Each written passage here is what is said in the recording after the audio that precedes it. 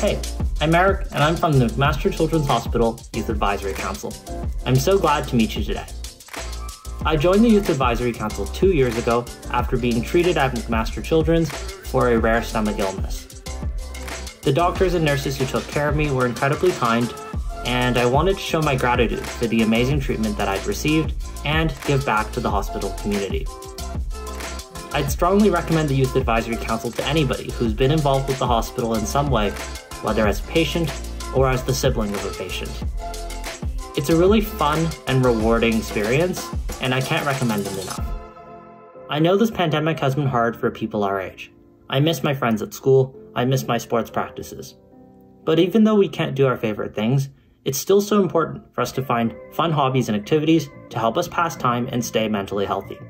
So, here's what works for me. I keep in touch with my friends every night, with FaceTime calls. I go outdoors and get some physical exercise, whether that's on walks with my family or long bike rides on my own. When I want to relax, I'll play some video games with my friends. Right now, we play a lot of Valorant, although I'm not very good at it. Other times, I'll listen to my favorite band, All Time Low. It's an amazing pop punk band, totally recommend you check them out.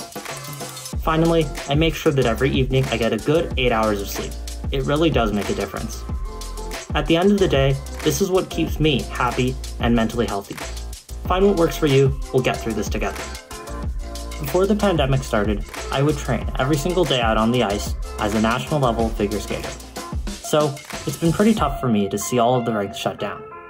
But for all us athletes and everybody else, it's so important that we find ways to keep physically healthy even through this pandemic. For example, get some fresh air outside, on a jog or a walk, or go on a long bike ride.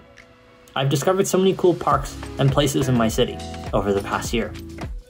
Or, if the weather's bad and you're stuck inside, hop on an elliptical or a treadmill. If you don't have any equipment, there are plenty of great strength and conditioning workouts or yoga routines that you can do online with YouTube. Let's make sure that the pandemic doesn't stop us from taking good care of our bodies and staying in shape. I wanted to share a little bit of advice from my own experience with a rare stomach illness. If you're at the hospital, it's probably not because everything's perfect. There's going to be days where you feel pain, emotionally or physically. Just remember in those moments that you have a big team of people to support you, whether it's your parents, or your siblings, or your friends, or the many doctors and nurses at the Children's Hospital.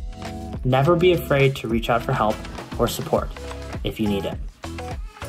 Also, although I can't make any promises, keep in mind all of the doctors and nurses who are working their hardest to try and get you feeling better.